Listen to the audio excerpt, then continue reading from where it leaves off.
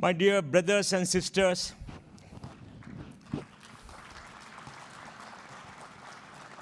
ನಿಮ್ಮೆಲ್ಲರಿಗೂ ನಮಸ್ಕಾರ. मैं कर्नाटक से आता हूँ और कभी कन्नड़ा भी बोलना पड़ेगा. आप सबको कन्नड़ा में मेरा स्वागत है.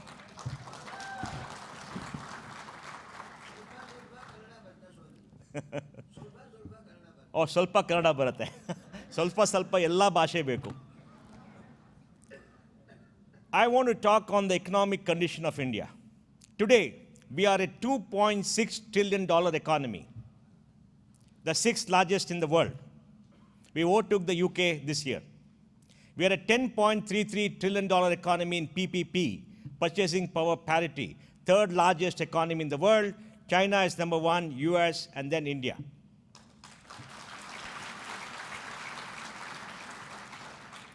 In 1820, India, China made up 45% of world GDP. In 2030, India and China will make up 30-35% of world GDP. The last 200 years have been a time when Europe dominated because of the Industrial Revolution, which we missed out, unfortunately. And India has been a rich country. Read the book, The Case for India by Will Durant. He writes, but in 1857 and 1930, the British took away $400 billion in 1930 money to build Great Britain, to build an empire, and fund the Industrial Revolution. India today has 30,000 tons of gold, worth $1 trillion, 150,000 tons of silver. It's a rich country with poor people. In 1950, when we declared our republic, we were the largest economy in Asia, the richest country in Asia. But after that, we ruined the economy till 1991 because we grew at maybe 3.5-4%. Because of suppression of private capital. We've been a free market economy since the dawn of history till 1950. 1991, we opened up, but in 1991, we had a GDP of 275 billion. In 2018 is 2.6 trillion. We grew at 8.7% a year for 27 years. The only country which grew faster than us was China, which grew at 9.5%. It opened up in 1978, and now it is the second largest economy in the world. And China grew because of one reason faster than India. And the reason is in 1949, Mao said, women hold up half of heaven. He educated China's women. He empowered them. 60% of Chinese women work. Only 24% of women work. We didn't educate a woman, we didn't take care of the girl child, and we're paying the price by lower growth. Now all the women, all the young girls are going to school. They're in college, and they're going to change India along with their youth. So the problem is the past.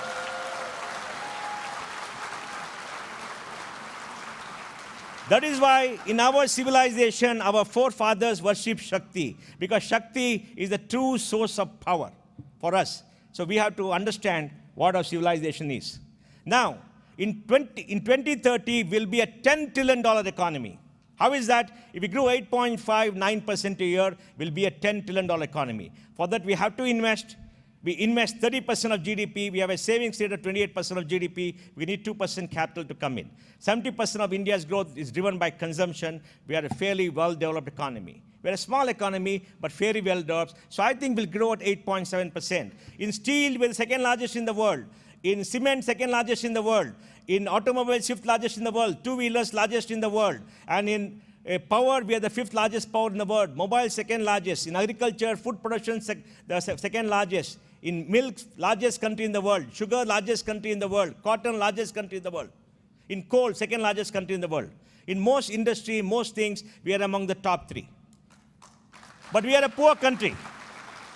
Our per capita income is only $2,000. So what should we do? We should make sure every Indian has the bare necessities of life. Food on the table, power in the switch, water in the tap, toilet in the house, a roof over the head, education for the children, and the road to the house. Now, we grow enough food in India. We are not beggars. We have got 60 million tons in stock. We will grow enough food. That's not a problem. Now 65% of Indians get almost free rations. 65%, the largest program in the world. So you solve the problem, but distribution is still a problem. There's still some pockets we have to solve. Now 70% of Indians get water, decent water to drink. We have to solve the problem. 5 years back, 36% of Indians had toilets. It is a big shame. The government never focused on creating sanitation. Now 92% of Indians have a toilet. 92% don't use it. 92% don't use it because many of them want to feel the breeze on their behind in the morning. But they will use it. They will use it because the girls in the family are telling them that we want a toilet, and no girl will go to a house where there's no toilet. So it's changing. We have 25 million households. If the household is 5, we need to build maybe 2 or 3 crore houses. By 2022, under Modi ji's program, everybody will have a house. The program is on. All may not live there.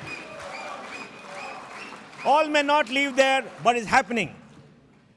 All villages up to 500 have got a road. All villages of 250 have got a road. We have 600,000 villages. About 1 lakh villages have less than 250 people. They'll all have a road in another 2 years. We will have a fully electrified 65,000 railway system in another 3 years' time. So we will have roads, we'll have a roof, we'll have water, we will have sewage, we'll have everything to make sure that people have all the bare necessities of life. Then you must abolish poverty. Out of 690 districts, 250 districts are poor. About 70 districts are the Maoist problem. The Maoists were there in 160 districts because of Vivek and people like that. And of course, Modi. Modi did a small job, but Vivek did more. The government has destroyed the Maoists. Now they're only in 60, 70 districts.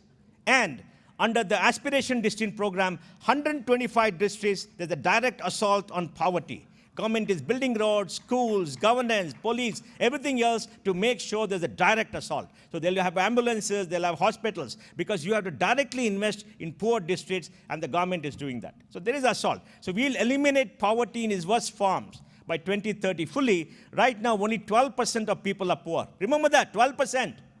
All the leftists say 30%, 40%, 50%. We can't use the West norms. But that is at a low indicator. Even if you take a high indicator, by 2030, we have to solve the basic problem of poverty. Everybody will have enough on the table.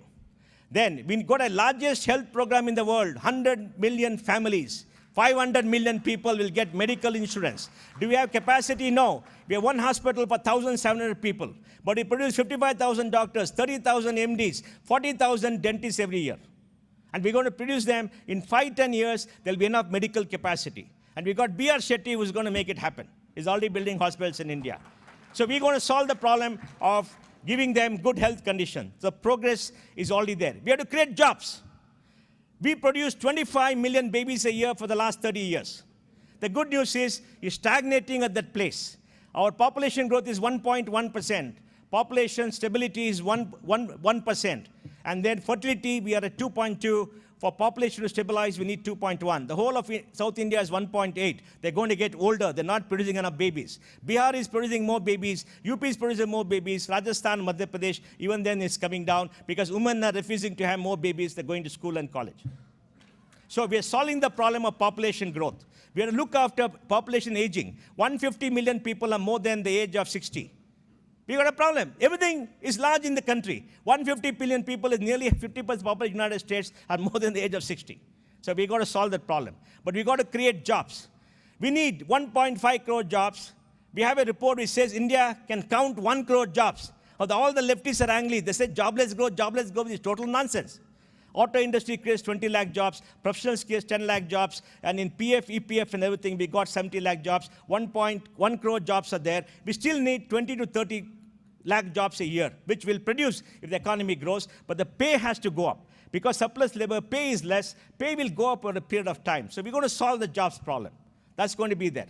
Next, we must make sure that we are culturally rich. We are spiritually rich. We are culturally rich. We will make sure with all of you that all of past, our culture will be preserved. We have to invest more. We have to put more money. We have to respect scholars and make sure that we collect and keep it, because that is the true wealth of a country. Why is the United States the most powerful country in the world?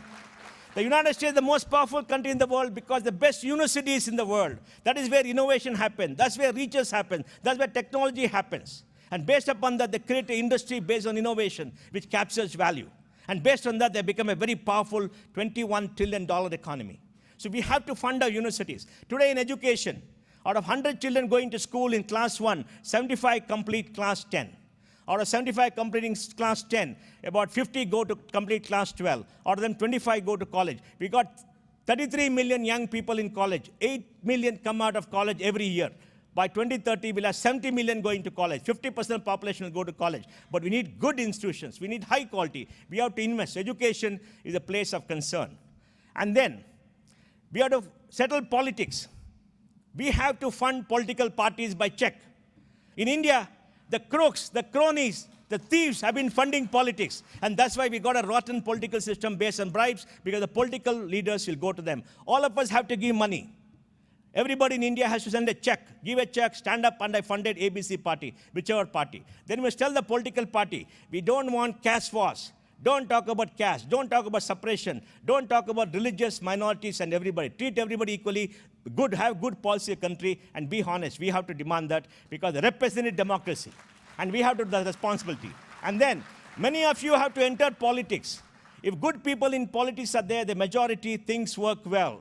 When you got independence, the elite of the country were in politics. They led the freedom movement. They were great people. They had a vision of India. For the last 70 years, political power has gone to the bottom level of society. They're good people, but they don't know how to run the country. We need good, highly skilled people to get into politics, like in the UK, like in the United States, to make sure we change. So we have to make sure good people go into politics. We have to support. Then internationally, we have to create a globally powerful community. The United States offers an example. The Indian community is the richest ethnic group in the United States. It's the most educated group in the United States. And now they've got entrepreneurs and billionaires in many of them. They dominate the tech industry. Now they're funding the political leadership. 1% of Congress in the US is Indian. So you have to become politically dominant in the United States. And we have to be politically dominant wherever we are in the world. We have 5 crore people outside India, 130 crore inside India. We need to send another 5 crores outside India. The US, we have 4 lakh. I'll finish. We have 4 lakh students outside India. We have to send 10 lakh students outside India every year, for which in every country where you have good education, sponsor 1 Indian for the next 5 years to give them a good education. Get them to your house, give them a little bit of food, educate them, 1 person per family, and we will have 10 lakh people all over the world. And that intellectual capital they have, the best technology they have, they will learn. They will create a new world. So we have to be globally dominant. For that, we should need political power all over. So what is the dream? The dream is by 2030, India will be the 2nd or 3rd largest economy in the world. We will be a people with a good quality of life. Poverty will be gone the way we know it. Nobody will point a finger at us. We will be spiritually dominant, culturally dominant. The world will respect us for what we are, the great civilization. Why Christopher Columbus went west. Why people came across the desert to find India, the land of gold and silver, will be that country. And can we make it happen? We can make it happen. We'll be all on the way. And let me tell you, my brothers and sisters, nothing can stop us because Krishna has decided by 2030, we're going to be there and we'll make it happen.